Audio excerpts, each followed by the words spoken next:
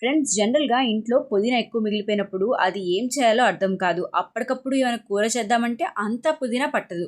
అలాంటప్పుడు ఇలా పచ్చడి చేసేసుకోండి. చాలా ఈజీగా చేసుకోవచ్చు. టేస్టీగా ఉంటుంది. వారం పాటు నిల్వ ఉంటుంది. దోసల్లోకి, ఇడ్లీలోకి చాలా బావుంటాయి. అందుకోసం ముందు టమాటాలను 3 కట్ చేసుకొని పెట్టేసుకోవాలి. అలానే 5-6 పచ్చిమిరపకాయలు, కొద్దిగా కొత్తిమీర, చింతపండు, 4 ఎండుమిరపకాయలు, పుదీనాతో పాటుగా 1 టేబుల్ స్పూన్ అంతా వేరుశనగపప్పు తీసేసుకోవాలి. ఇవన్నీ కూడా వేయించుకోవాలి. అందుకోసం ముందు బాండి పెట్టేసుకొని కొద్దిగా నూనె వేడైన తర్వాత అందులో వేరుశనగపప్పు వేసుకొని వేయించేసుకుంటాము. ఇలా వేయించుకొని వీటన్నిటిని పక్కన పెట్టేసుకున్న తర్వాత ఇప్పుడు అదే నూనెలో ఎండుమిరపకాయలు కూడా వేసుకొని వేయించుకోవాలి. ఎండుమిరపకాయలు మాడకుండా చూసుకోవాలి. ఆ ఎండుమిరపకాయలు కూడా పక్కన పెట్టేసుకొని ఇప్పుడు టమాటాలు, పచ్చిమిరపకాయలు వేసుకొని బాగా మగ్గించుకోవాలి. ఈ టమాటాలు, పచ్చిమిరపకాయలు బాగా మగ్గిన తర్వాత వీటిని కూడా తీసుకొని పక్కన పెట్టేసుకుందాం. ఇప్పుడు అదే ప్యాన్లో కొద్దిగా నూనె వేసుకొని మనం ఇందాక నీట్గా క్లీన్ చేసుకొని పెట్టుకున్న పుదీనా కూడా వేసేసుకోవాలి. ఇలా పుదీనా ఒక 2 నిమిషాల పాటు అలా వేగినట్లయితే దగ్గర పడిపోతుంది.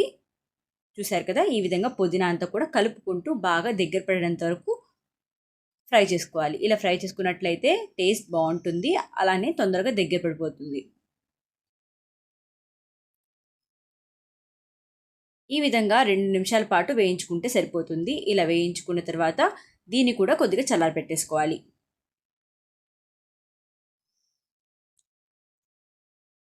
ఇప్పుడు మనం వేయించుకున్న ఇంగ్రీడియంట్స్ అన్నీ కూడా చల్లగా అయిన తర్వాత అందులో చింతపండు, ఎండుమిరపకాయలు, వేరుశనగపప్పు, కొత్తిమీర, అలానే మనం వేయించుకున్న పుదీనా వేసేసుకోవాలి.